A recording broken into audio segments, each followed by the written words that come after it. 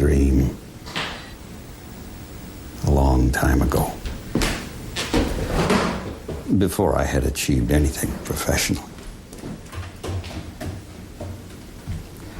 I dreamt I was in a cinema watching a movie with an audience. And suddenly, I realized I was aging rapidly, growing horribly old as I sat there. It was the movie that was doing it. I had caught some kind of disease from the movie, and it was making me grow old, bringing me closer and closer to death. I woke up terrified. And look at me now. Look where I am now. You see? The dream is coming true.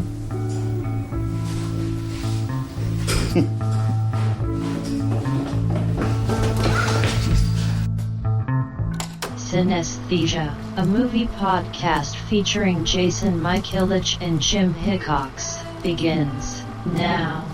Pull the string.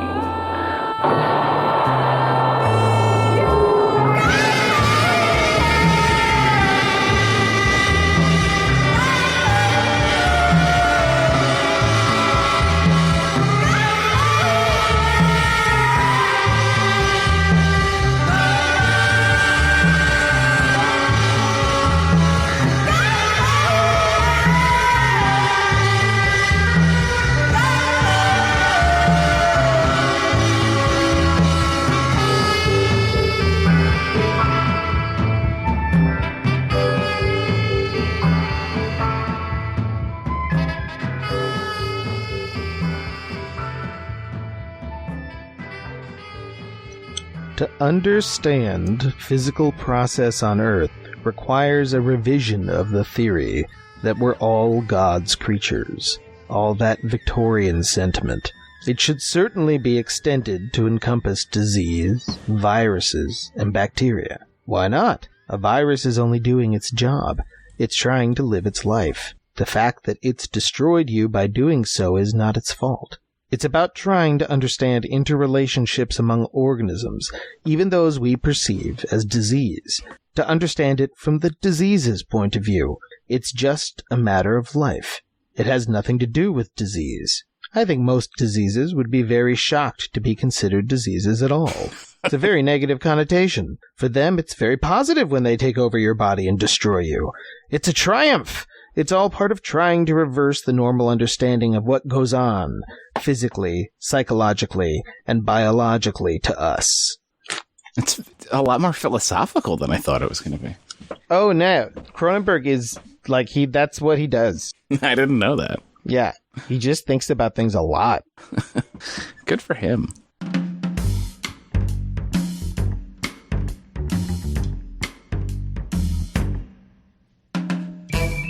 Speaking of which, one of the books I have over here, I surrounded myself with books because they will love you no matter what? Yeah, exactly. No, because, not to say that we're unprepared, but I didn't come with anything to talk about at all.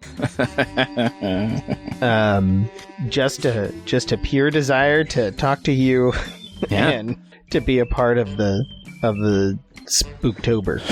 Yeah. So I just grabbed whatever books I saw that might have anything to do with have something horror. Spooky. And I thought I can just leaf through them and maybe we'll find something funny to talk about. Yeah, that sounds great. But I was saying to body horror, one of the ones I grabbed was Cronenberg on Cronenberg. So I assume he's got to have some. I got to be able to flip to some like. Yeah, we should. This can be like a. Did you read or has anyone told you about that Rick Ross book on creativity? No, please tell me more. Editor's note, Jim is thinking of Rick Rubin, not Rick Ross, which these two dopes will realize in about a minute. I haven't read it because obviously why Why would I? But a bunch of people have been talking about it. But one of the things they talk about is him, like, having people go to... I think a million people have done this, but, like, you know, they're, like, stuck in the studio, and he's like, go flip open a book, pick any of my magical books and flip it open, and then we'll see what the spirit says, and then that guides, you know, and then... The guy from System of a Down writes a sentence from some book into his lyrics, and everyone's like, genius. It'll be like that. Well, you just grab a bit, and then we'll find our brilliance through. It's just like clumsy I Ching. I thought maybe you were gonna glean some lessons from Rick Ross, like have other people do all of the things that matter. Yeah. That frees up a lot of your time to be creative. Yeah, I mean that's the dream. Yeah, Build yourself a house out of marshmallow. The rest, you guys over there, can you just take care of it being? Take care of it being good's great, but just have it. But just being, just be. I'm gonna go be creative in the bathroom. And then later you come in and they're all doing the work, and you're like, "Hey, have you guys tried breathing near trees?" And they're like, "Fuck off, Rick Ross. We're making a record right now." I don't actually know that much about Rick Ross. No, me either. That's about as much as I get. Yeah, I have the cultural perception of Rick Ross. I'm actually realizing right now that I have to retract everything I said. Because I was thinking of Rick Rubin. When I said have somebody else do everything. I might be wrong. I might be talking about, and now I'm worried. It was just the way that you... Who's a white guy with a long beard? That's Rick Rubin. Oh, I'm talking about Rick Rubin. Rick Rubin. You are talking about Rick Rubin. You scared me for a minute when you switched it to Rick Ross. No, I was saying Rick Ross the whole time, but I meant Rick Rubin the whole time. And through your tone, through the stank you put on it, I could tell you meant Rubin. But yeah, no, I don't mean any offense to Rick Ross at all. Rick Ross is good at his job and makes fun rap. Sorry, everybody who got mad at me for 3 minutes while I was taking swings at... Did they talk about the time he, kidnapped a band in his car? I hope. Like in his book, does he talk about that? Yeah. I hope so. I'm trying to remember whose story that was. It might have been Sonic Youth. He just, showed up. He's like, I only have one copy of the album. Come into my car. Then he just put it on driving around and, talked through it the whole time and then just wouldn't let them out of the car. I don't know. I'm probably just slandering the man needlessly. Well, I just needlessly slandered Rick Ross aggressively for a long time.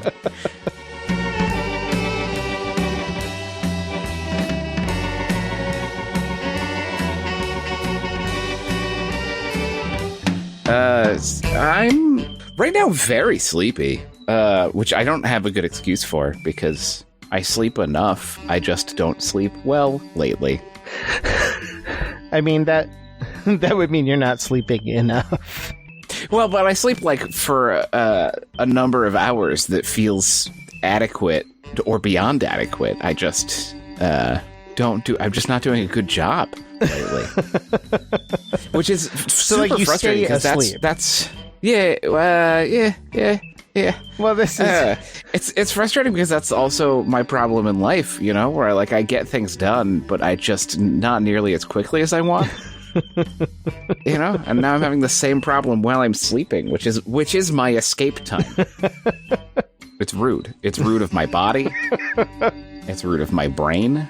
It's rude of my cat who sits on my head all morning. And that might also have something to do with it. It's part of it. It's part of it.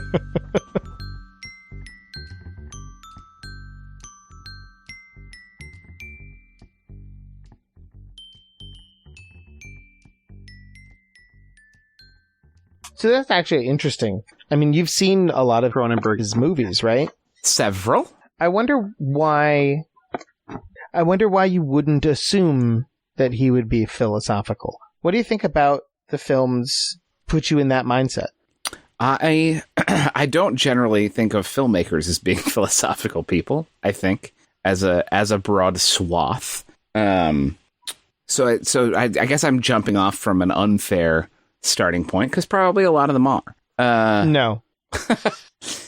Well, surely some of them are. At least one of them is. And his name is David Cronenberg.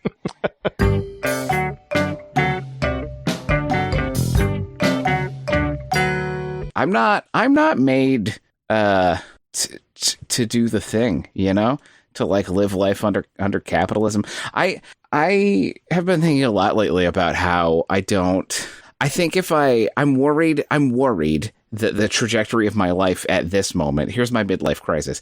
I'm worried that the trajectory of my life at this moment is towards an old age where I will be relatively comfortable, but I will be tortured by the fact that I never gave it the beans, you know?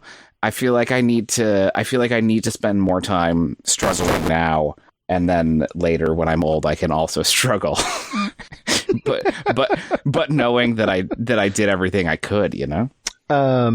Like if I'm old and poor and I don't know, tragic, but I know that I did everything I could, I think I'll feel better than if I'm old and like have enough money and have food on the table and a house and a cat, but I know that I never swung for the fences. This Halloween edition of Cinesthesia, we're taking on the real horrors. It's all been fun and games up until now, talking about movies. Cheap spook-em-ups. But now we deal with real horror. Yeah. Welcome to your life, listeners.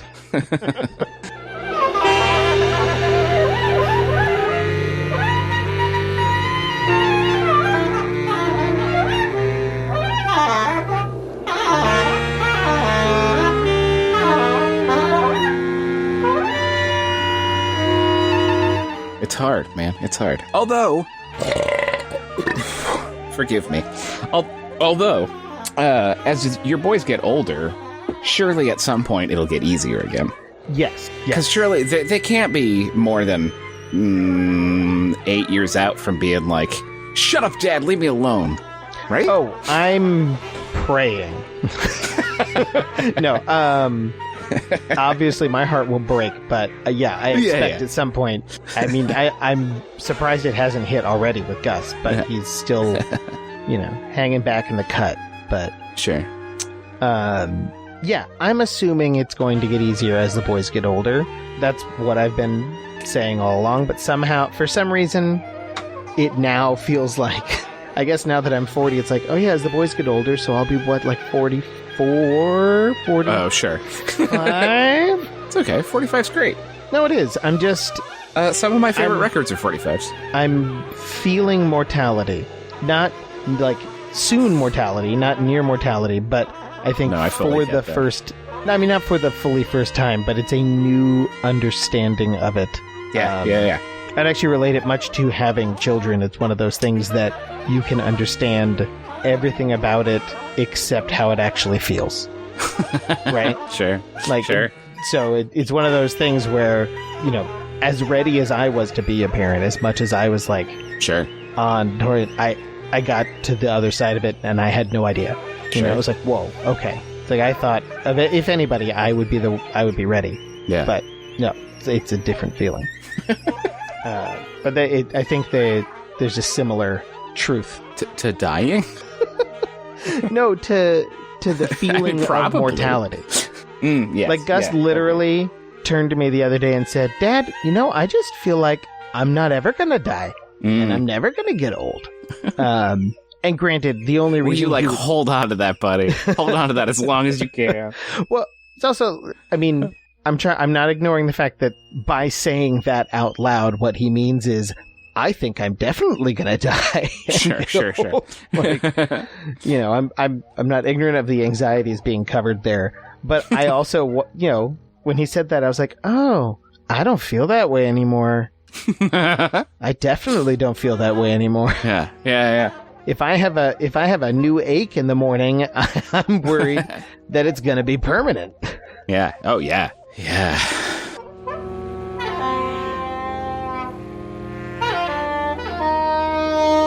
So this really is the topic of the episode, then. Aging. The genuine horror of being a man-child in his 40s. What better for autumn spooky season than discussing the autumnal period of our lives? I mean, it also is a good percentage body horror, so. That's true. Yeah, things get weird.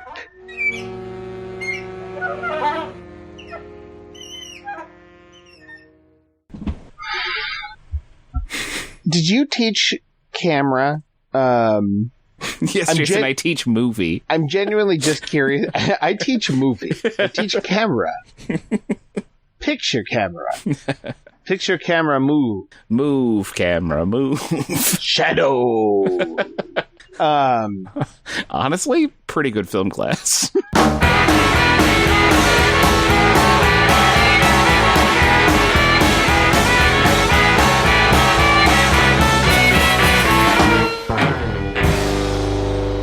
I think also, I don't know, I think that I am so anti-intellectual generally that I assume that people who make things that I like and make things that share, not to say that my work is anything like his necessarily, but I think it shares some commonalities. So my assumption would be that he would also be a dum-dum like me. Well, it's just interesting to me. I'm trying to put myself back before I knew what he sounded like when he talked, or Sure. how he wrote. I don't think I've ever heard him talk outside of when he pops up in a movie once in a while.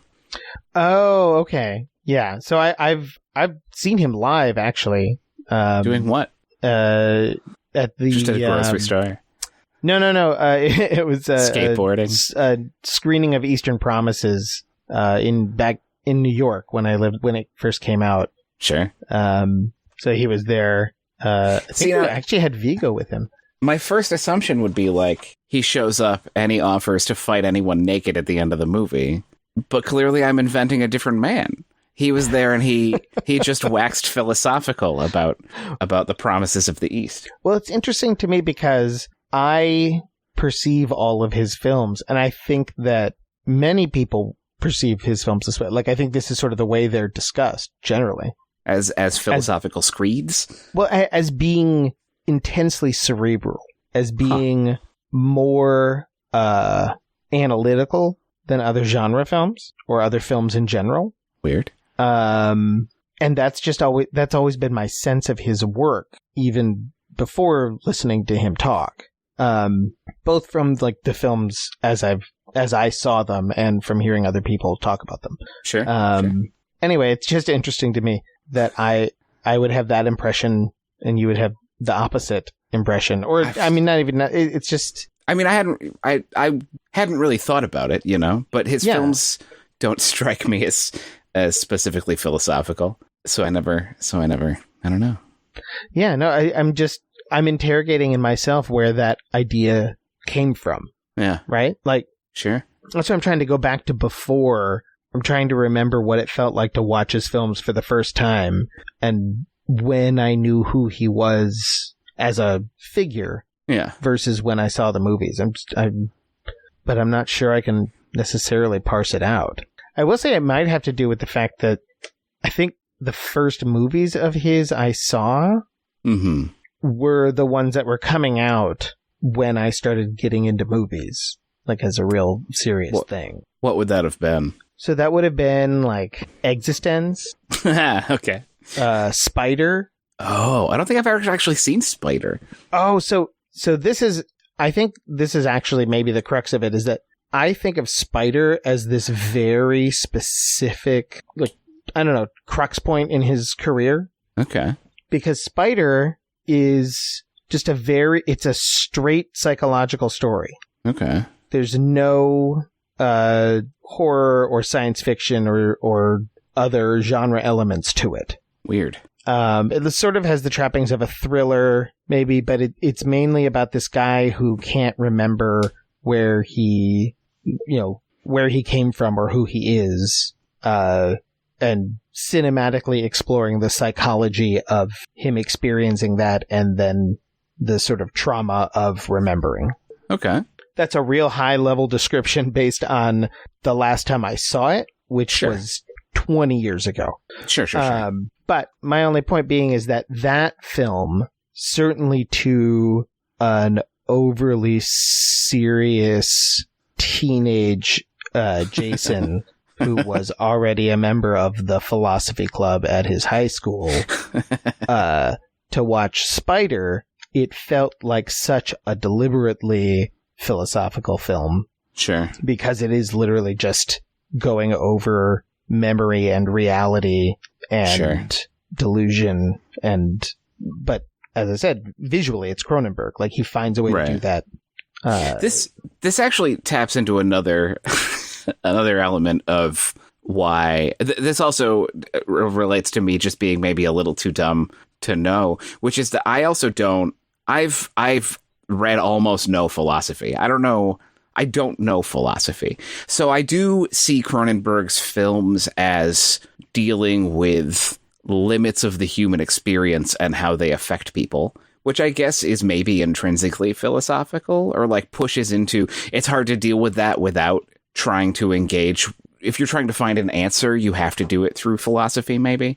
But I maybe am just ill prepared to say whether or not someone is being philosophical at all, because I've read some in more recent years, because I've been reading mostly film theory stuff in recent years for fun. But that touches on it, right? But again, even there, I prefer things that ignore philosophy entirely. So maybe I just don't know what makes something philosophical. Well, I mean, I think that there's a lot of really interesting perspectives in that self-description that you just went through. But I don't think it makes you like ill-equipped to say, because I think what you mean by philosophical really is just like articulately thoughtful about the meanings of the films, maybe. I don't know. But I mean, I don't really know either, but I'm curious to investigate it. Like, I don't know. For some reason, it interests me. Yeah. This will be our Halloween theme: is everything about Cronenberg that isn't horror. Well, because cerebral. What is philosophy? It's just like trying to discuss the meanings of things. Is that it? Is that all it is? Yeah, it's like the pursuit of knowledge for the sake of knowledge, not for the sake of something else. Yeah, okay. It's love of knowledge. So it's... Well, then I am philosophical. Yeah, so it's trying to answering impractical questions. Oh, then I was like too philosophical to be good at school. All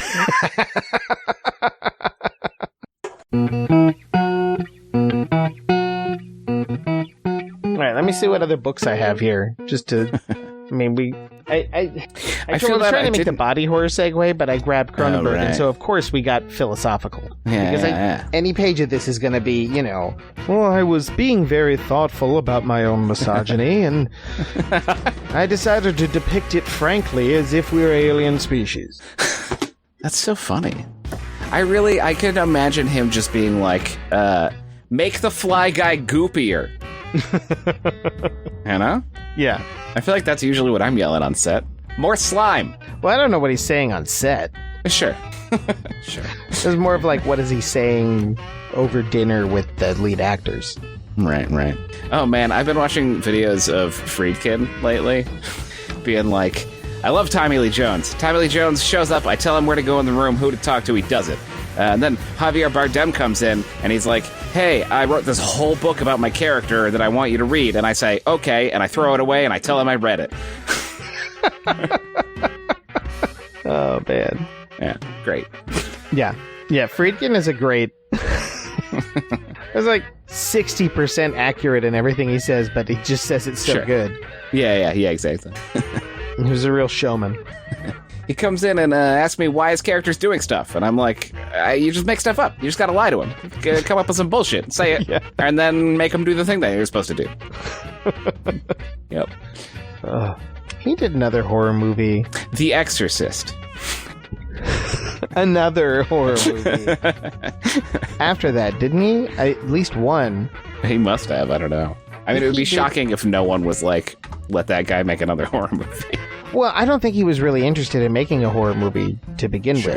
And certainly that's not what he tried to do with most of the... I'm trying to think of the rest of his career, because it's mostly like thrillers, sort of crime-based. Sure. But there was I'm skimming right now. Bug? Bug is sort of a horror that's movie. Bug. That's what I was going to... I think... Which I think is... His spider? I think it's based on a Tracy Letts play. It's definitely based on a play, yeah. I think that it... Yeah. I think that because it's from the stage... I'm not trying to say that Friedkin was like, oh, well, it's pedigreed, so I'll do it. But I think it... I mean, I would believe that.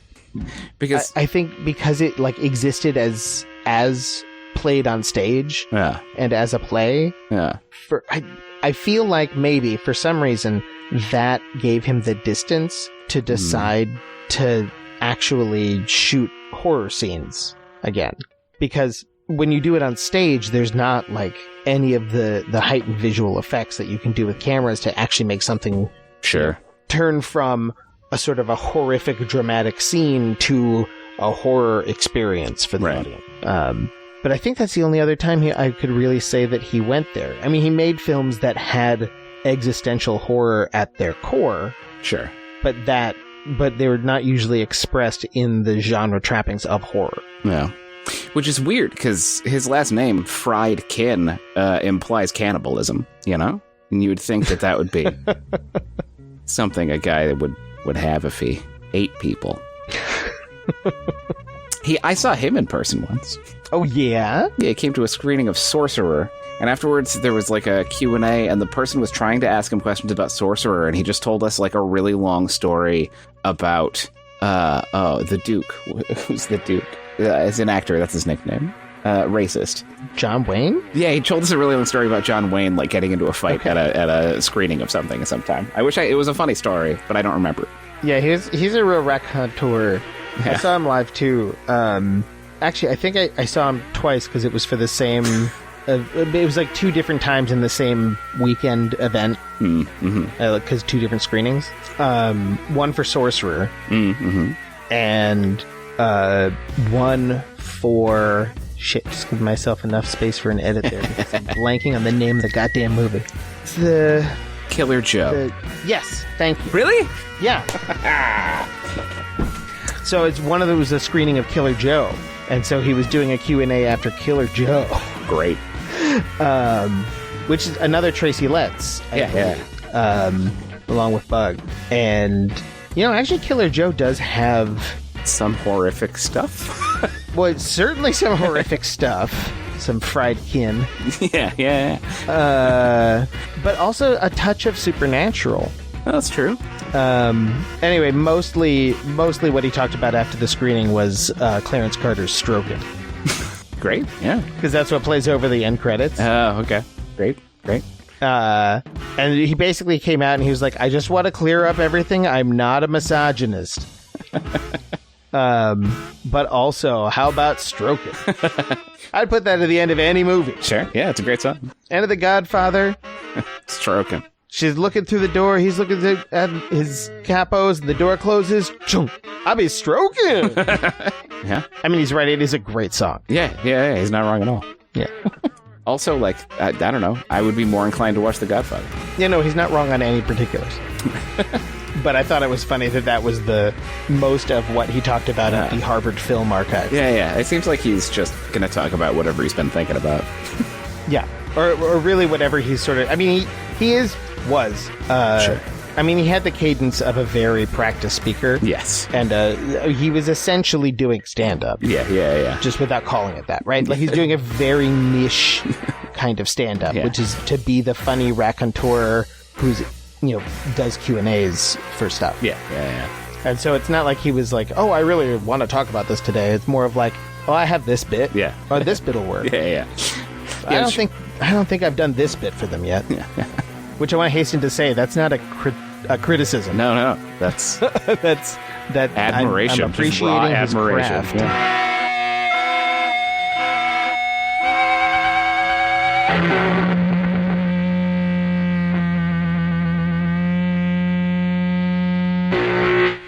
Hey, let me ask you something. Yes? Have you gotten any weird voicemails lately? Have I? Wait, did you leave me one that I should know about? No, I got one. I think it didn't. So the voice did not identify itself. Sure. It was robotic. Okay. And I think it might have been... Do you remember, like, years ago? Yes. We used to work for that insane drum machine. Oh, Jason, I don't want to think about that time. I know, but...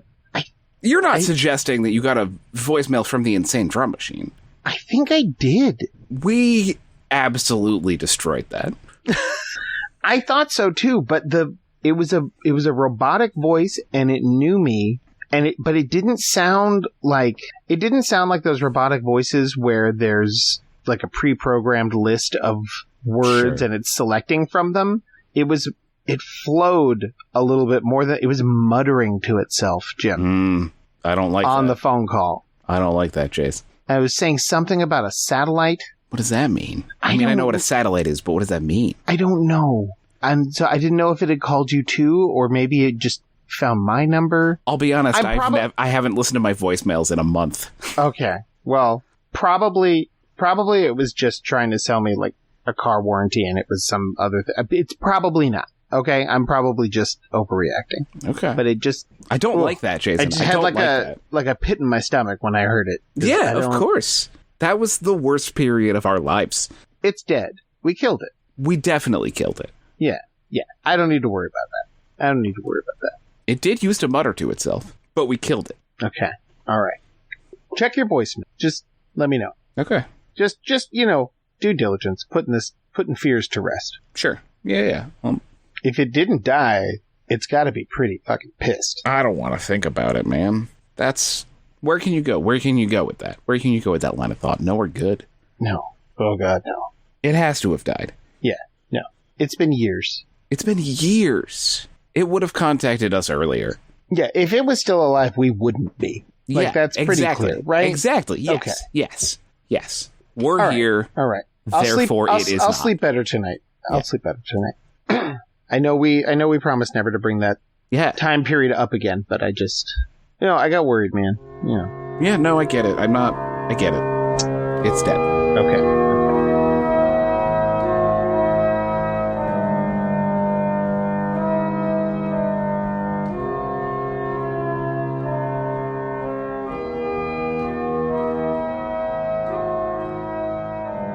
But I was going to ask you about David Cronenberg's short camera. Oh, yeah. I teach and I was just genuinely curious. You must have sent it to me. I think that's what I was going to say. Me. I want to say that I don't want to just self-aggrandize, but when you said you taught with it, it's like, I think that was probably part of the, Well, the first time I heard it was a cinema class. Yeah, I asked you for advice because you had taught that before, and I haven't even taken cinema studies class. That's not a thing I ever put any effort into or was ever obligated. I mean, twice. I've taken 2 intro cinema. I took Scott's, and I took 1 at grad school. But it's not, so I asked you, and I'm sure 40% of what I teach is still just stuff you sent me. So I'm sure that's where it came from, yeah, because I loved showing that to film students and just seeing what they made of it. Yeah. I feel like one of the big thing we usually talk about, I think, is just, there's clearly 2 different aesthetics to the film, Yes. And it's what does that mean for you? How does it feel? What is it? What's the difference for you in your brain when you're looking at one of these aesthetics from the other? Does one half ring differently than the other? That's kind of the big. Yeah. That's the easy topic of conversation. Yeah. Right. Because it's, do we have an obligation to explain things to our audience? Oh, I forget people listen to us. Do they? I just do this for fun. Film. I just do it to talk to you about things. No, it's a. You can watch it right now. Pause if you're listening. Go look it up. Stop listening. Yeah. Go watch Camera by David Cronenberg from the year, let's say 2000, something like that. It is. Nailed it. And then come back. No, it was part of. How'd you like it? We'll wait. Yeah, how long is it? 6 minutes? Something like that. 8 minutes? 10 minutes? All right. See you in 10. I don't know. I just watched it twice, but I should know. No, but it was commissioned by TIFF, I want to say. Sure. and it was they like commissioned a handful of Canadian filmmakers to make short films sort of on the topic of cinema for some kind of anniversary. Sure. And so Cronenberg turned in this short called Camera. It's a very simple production of a film. Yes. It's just, what's his name? Les Carlson? Yeah. Yeah, Les Carlson's great actor in a bunch of early Cronenberg stuff. Just monologuing, essentially, sitting in like an old, like a pleasantly old kitchen. Yeah. Charming. It's sort of like a farmhouse kitchen almost style, with like a swinging door and paint that's lightly chipping, and it's all shot on mini DV. So it has this softness and harshness to it at the same time. Crunchy softness. Yeah. But he's just monologuing about this group of children, this unknown group of children that has some relationship to him, found an old camera. And of course, I mean, he's telling the story. It's like, oh, the children found an old camera and they were very excited. They got it working and they were recording things. But then every time you see them with the camera, it's like a 35 millimeter Aeroflex on a gliding dolly. They're like pushing it down a hallway. One kid's sitting on a dolly. Yeah, they're like, they have all of the equipment that you would have, that you would rent for a professional film set. Yeah, but they're all, like, I don't know, 8 years old, or 8 or 10 years old. It's all very adorable, including a little mini David Cronenberg kid who comes in as the director, the haircut and the glasses. And it's like, action. But yeah, it's just Les Carlson monologuing on sort of the philosophy of cinema and death, like aging and death. It's a lot about like the camera captures the moment as it dies. Yeah. It's sort of a chronicle of dead time. Yeah. And then at the very end, like the whole time he's giving this monologue, he's talking about watching the kids and his relationship to film and his relationship to time and what he's thinking. But the kids are all just busily working on whatever their production is, and he's in it. And so they come in and start making him up and measuring the focus and getting him ready. And then the final shot of the film, which is the easy thing to ask kids about, is shot on 35 millimeter, scored with like Howard Shore music. It's like a slow push in, and he delivers the first line from his monologue again, but this time in a, quote, real movie. Yeah. He's been monologuing in 35. in DV the whole time. Lit. Oh, it looks, and it's got that pacing of a Cronenberg shot, and like I said, Howard Shore's in there, so it sounds like a Cronenberg movie, and it ends on this just incredibly haunting note. Yeah. To me. Yeah. I don't know what he's saying kind of the same thing, but a more saccharine version, right? The lines change for the positive.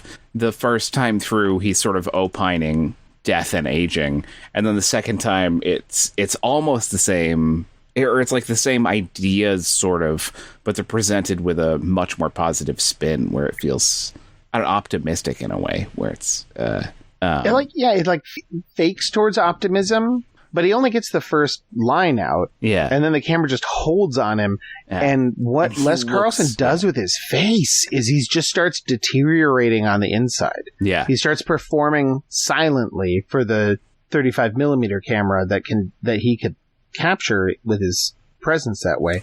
He just starts performing all of the range of emotions that he gave in the monologue for the 10 minutes preceding. Yes. Yeah, you get to really get in there. Well, he is harrowed in a way that it shakes you a little bit, right? What do your students make of it? Like, do they react to it? I don't know, what emotional trajectory do they seem to take from it, if anything? The big things that I hear a lot are that the first 4/5 or whatever feels more truthful than the end, due to production quality. There's something about the rawness of it that makes it feel more like those are Les Carlson's actual feelings. whereas the last part is sort of him portraying a role for the kids. People like to talk about how he is aged, right? And so the children sort of could be 20-year-olds, that it's like looking at the next generation in a sort of in like a loving and hopeful way. Those are the big things. That's what what they talk a lot about is the like mini DV camera, the framings in it, and how intrusive they get. How it gets really up in his face. Yeah. In a way that feels rude. They like talking about that. Well, he gets very animated and yeah, like really letting out all of his angers and fears about aging and death, and yeah, there's a real earnestness to it. It struck me watching it again recently that it kind of contains a lot of it contains and sort of sums up a lot of Cronenberg's interests and concerns from the first I don't know, it's not a neat half, I don't think, but the first section of his career, because I think we've talked before about how the year 2000 or close to it is sort of a dividing line in some ways for him. Yeah. On the one side you have the early films like Shivers and Rabbit, and then you have that stretch starting from Videodrome and going through to Existence, Crash and Existence. That they're not the same, obviously, but they feel of a piece. There's a thread there. There's something he's pursuing, and then it feels like he turns after that, and starts making films about other things, or about the same things but in other ways. He starts making he starts making films from other people's scripts. After that, notably History of Violence and Eastern Promises, his Viggo Mortensen films. His duology were written by Josh Olson and Stephen Knight, who are two like major screenwriters in their own right, and they weren't writing with him. They wrote full scripts, and then they went through, once he was on the project maybe, and did some rewrites or did other things, but it was imagined before he came on the project, and that's not something I remember him doing in the 80s or 90s. He might adapt Butterfly, or William Burroughs, but sure I know there's something about camera that's grabbed me ever since I first saw it, that I really do read it as, I mean, we're talking in October, and I'd say I really read it as a horror film. It is like horrific. I'd say it's actually one of the more unsettling short films I've ever seen. Sure. But it all has to do with like the ideas and the atmospheric tonalities presented. There's not like anything happens in it that's terrifying or... Sure. Yeah, it's just a fella talking in a kitchen. Yeah. And it's also like cute and funny because there's these kids and it's like a joke. There's lots of jokes in it. Yeah. But it still ends up in this place of... I don't even know exactly what to call it. Well, there's like a little bit of this sort of, I don't know, like existential dread where because some of the stuff he's talking about is like, he sees this camera as sort of related to death and related to like, related to death basically. And he sees these kids playing with it, and he sees some sort of impending tragedy that we don't see and the kids don't see. But he has some very specific fear that he seems worried about related to the children and the camera.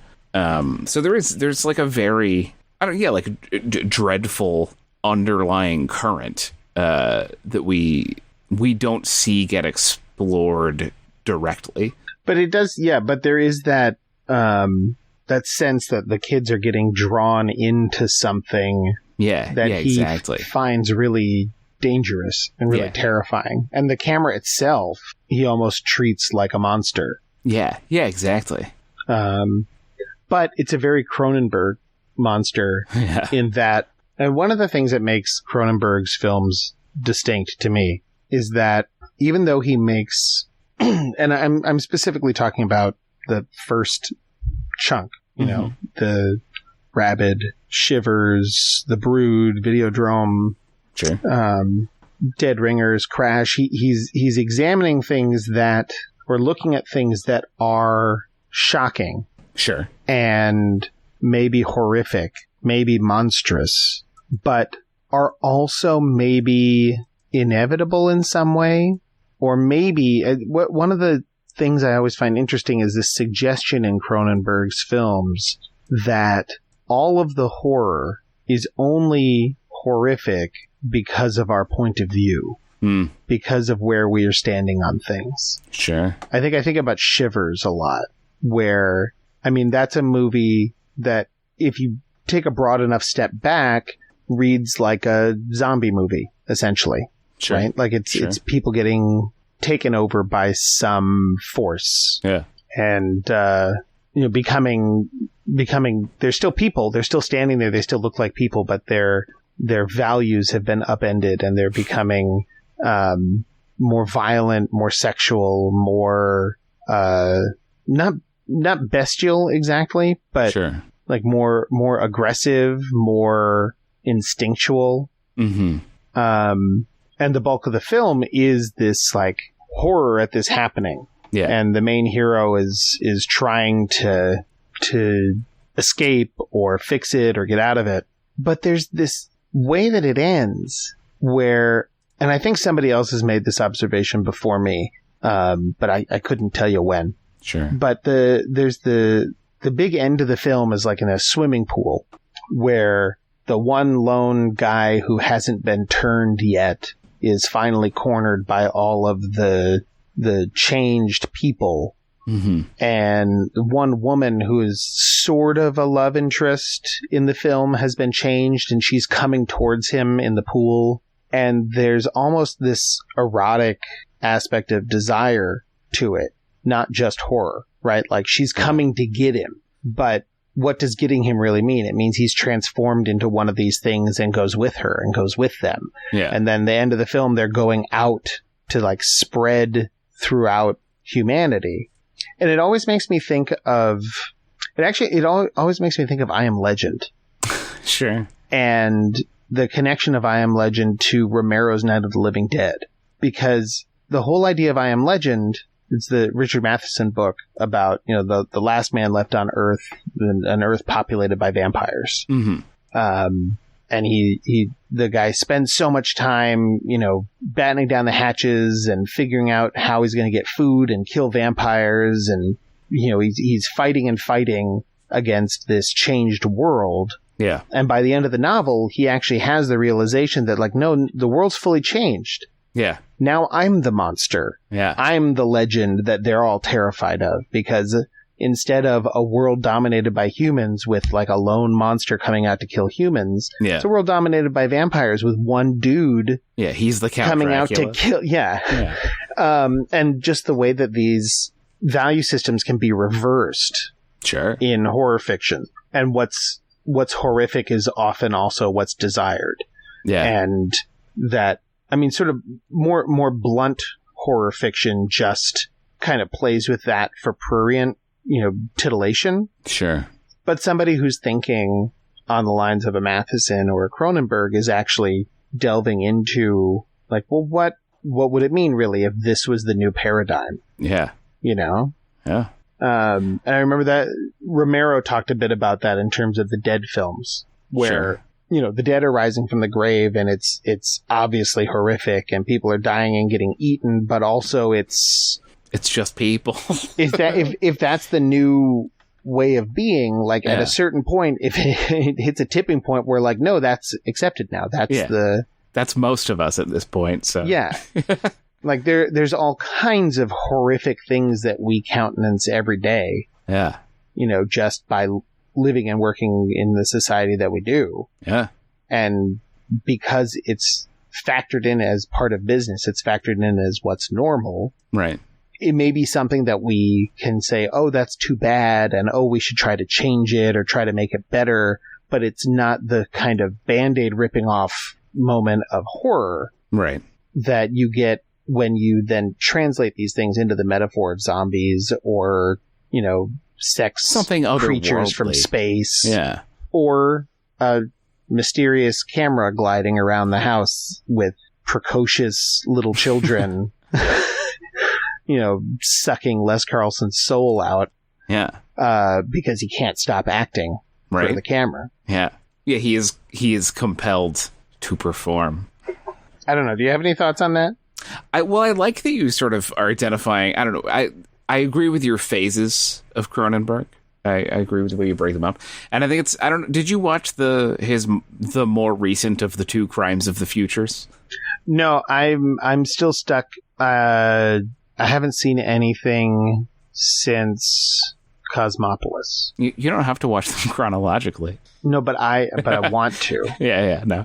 I literally just have them in a stack where Sure. it's like, all right, I'm getting to these. I want to watch Well, it's I heard some people refer to it as a return to form because it is kind of like weird sci-fi in a way that sort of that second phase largely is. But it also very directly deals with some of the stuff you were just talking about with sort of there being some people who are like wrong in a certain way, but that is like the future. It deals very directly with that. Yeah. So we'll have to talk about it once you watch it. Yeah, I would love to. We should just do a Cronenberg episode at some point. Sure. Yeah. I'm kind of surprised we've never tried one to for each do phase. that. Let's do one for each phase. Yeah, there we go. Actually, I would do a Cronenberg series. Sure. We just do. I mean, how many are there? It's not 20 something. Yeah. Can't be that many. Yeah. Maybe. Yeah. Exactly. It's not even 31. Yeah. So whatever. Child's We can handle play. that. Yeah. We do one a day, and it'd still be less than February. But yeah, no. In camera, Les Carlson. I remember his monologue. The monologue shifts before the film shifts because he talks about how everything is. He has that great line where he says, "When you look at it in a cold light, Oh, yes. photography is death." Yeah. But I love that because it has this dual layers to it, right? Because Sure. it's the first initial idea is striking because you're like, yes, photography is death. When you capture the moment, you capture the death of the moment. That's very interesting. Yes, you must be right about that. That's so smart. But it's that first part where he says, when you look at it in a cold light, why are you looking at it in a cold light?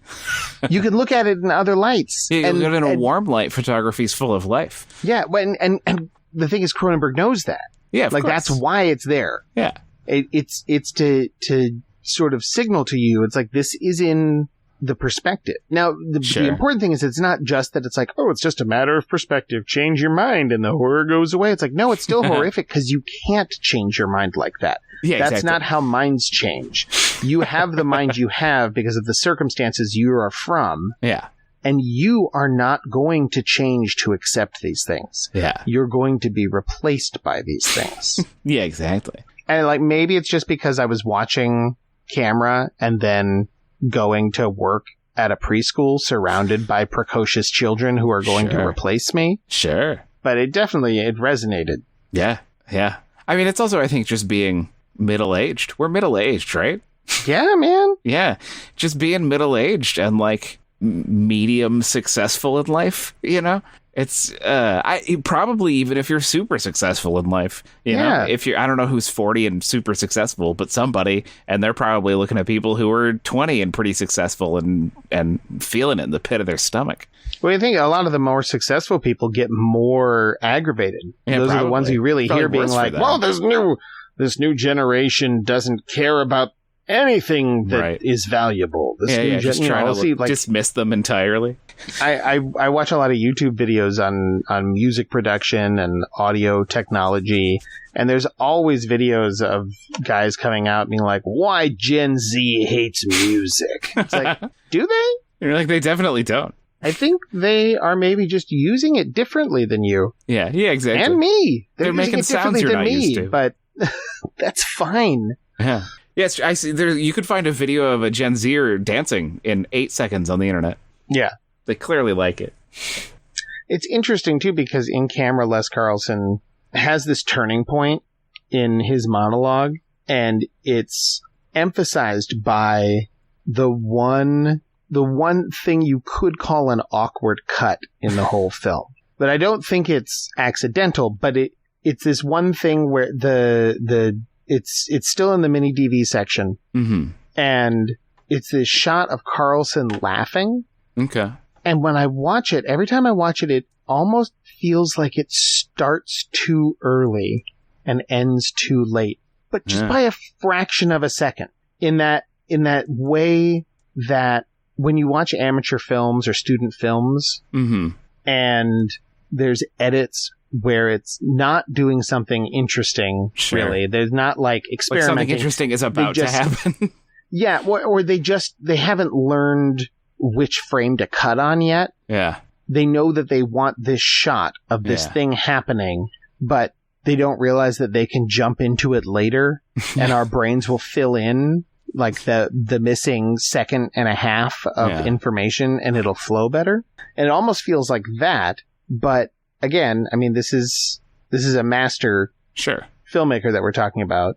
This is a short film where the time is very precious and everything else is meticulously done. Yeah. So it feels like this weird shot of him laughing is a conscious transition into the next part of his monologue, where he starts talking about how he starts to let go of his fear and anger about the camera. You know, these feelings leave him and are replaced by sort of a calm, pleasant acquiescence to what's happening. You know, the children are enjoying themselves, and it seemed pure and innocent enough. There is an acceptance, right? Yeah. At the end of the mini DV section, where he's like talking about how terrible it all is, and then he's like, well, they're having fun. Yeah. And it is almost this like, who am I? Who am I to fear for these kids? Yeah, I almost want to transplant it back into Shivers and have the guy, just before he gets shivered into a shiver, be like, well, I guess this is just what they're enjoying. Yeah, exactly. You know, I guess it's just what they do. I'll just be a shiver now. Okay. Yeah. Or like the parts in Videodrome where it's sort of if he looked straight into the camera and he was like, it's just Shivers. Sorry, what? You Videodrome? Shiver me timbers. I was saying the bits in Videodrome where it is implied that it's entirely possible that Videodrome doesn't exist. Yeah. Or that any of the conspiracy parts are not actually conspiracy parts, and it's all so weird and muddy and murky, and you can't tie it all together. But in this way that really just makes it a metaphor for the experience of new technologies and new cultural forms and new transgressions, which doesn't mean they're all good, but it pulls you back from having to think too much about like, oh, it's good or bad, or we are already good and being replaced with the bad. Yeah. It's like, no, we are X, and that is Y. And the process of going from X to Y is gonna be uncomfortable. Yeah, it's going to be a tough transition. It's going to be weird, but we're not putting value judgments on it. You know, that's what's going to happen. Yeah. It's like a natural process. Yeah, progress isn't always what you think it's going to be. Yeah. That's why all of his technology is always so organic. Yeah. It's like these are natural processes that are occurring. Yeah, this is just what's next. Yeah. Oh, this makes me really want to rewatch Existence. Yes. Oh my God, with the tooth gun. Yeah, I haven't seen it. I've watched it. I think I watched it once, and I watched it with people who were like, that movie was ridiculous and bad. And I was like, you're ridiculous and bad. Yeah, I remember hanging out in the back of a comic book store, and people were making fun of it without having even seen it, because there was some pull quote from a movie reviewer that was like, blows the Matrix away. And they're like, bullshit. Oh, that's funny. I was like, it kind of does, though. Like, I mean, it's a weird way to sell it, but like, sure. Yeah. Because it's basically, you know, it's telling the same story, but smarter and funnier. Sure. And scarier. Yeah. I mean, I think it also was disserviced by being named Existence, spelled stupid. Yeah, probably. I don't know. If it had been from I feel like if it had had a bigger filmmaker marketing push, then that wouldn't have mattered. Sure. Yeah, maybe. You know? I remember dismissing it when I first saw the poster because the name was real stupid. So I guess I'm assuming other people did too. I mean, it didn't look like anything. No. Like when I remember when I first saw it, I was super shocked. And part of it is because I just didn't know Cronenberg that well yet. Sure. But like, I didn't understand that Jennifer Jason Leigh was important. Mm-hmm. And Jude Law was not, I mean, he remains not that interesting to me, but sure, but he has never been. but he didn't grab me there either. Yeah. I don't know, like, I remember the whole aesthetic of it. It looked extremely 90s. Sure. In a way that I just thought, well, this can't be anything. But then watching it, I was like, what the fuck? Yeah. And it did. It genuinely, by the end of the film, has you existentially bewildered. But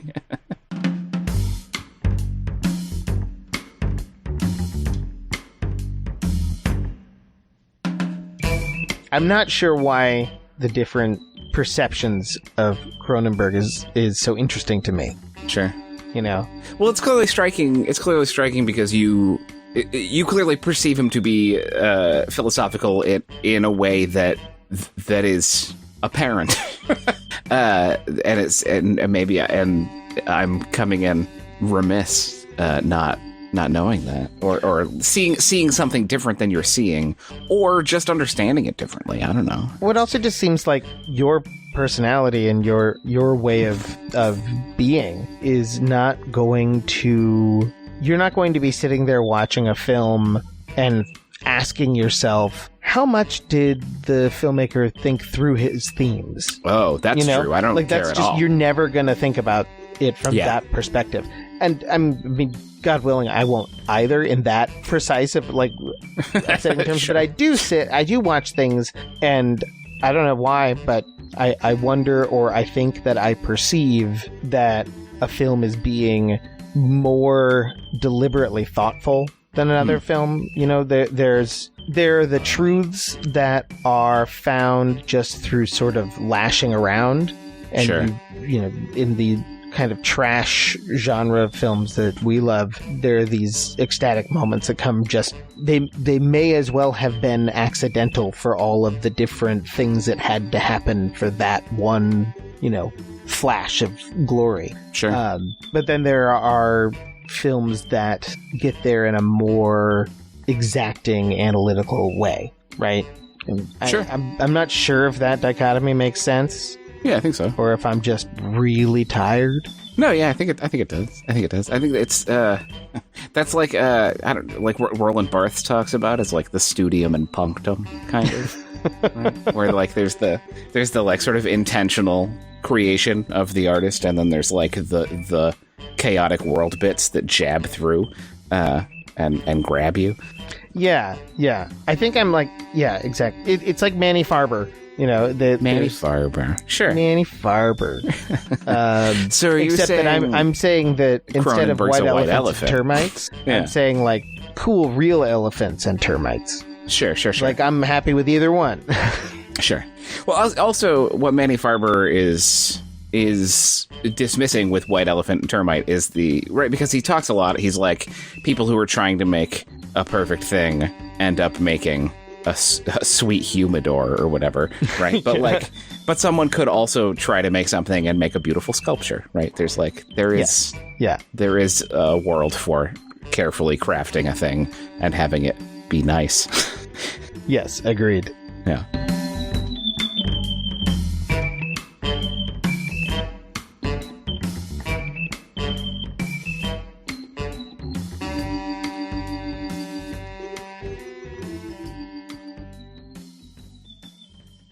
Jason, do we have to talk about something spooky? I was trying to figure out if we're actually recording anything usable. I mean, you know, or if we're just being friends on the internet. everything's usable if you just put like groans and chains behind it.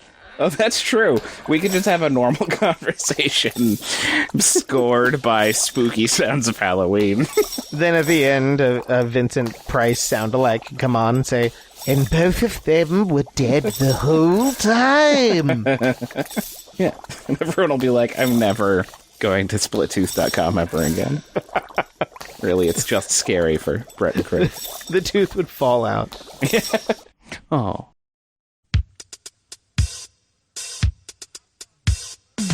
When I start making love, I don't just make love, I be stroking. That's what I be doing. I be stroking. I stroke it to the east, and I stroke it to the west. I stroke it to the woman that I love the best. I be stroking.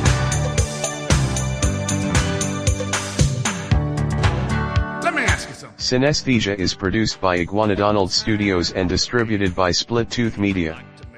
Music by The Cocktails, courtesy of Tight Ship Records. Theme music by Soft Healer. Cinesthesia is recorded live under the watchful gaze of an insane drum machine which is planning its weird revenge. Or perhaps I've said too much. Well, let me ask you this. Have you ever made love on a couch? Well, let me ask you this. Have you ever made love on the back seat of a car? I remember one time I made love on the back seat of a car, and the police came and shined his light on me, and I said, I'm stroking. That's what I'm doing. I be stroking. I stroke it to the east, and I stroke it to the west, and I stroke it to the woman that I love the best. I be stroking. Let me ask you something. If it didn't die, it's got to be pretty fucking pissed. I don't want to think about it, man. Cinesthesia.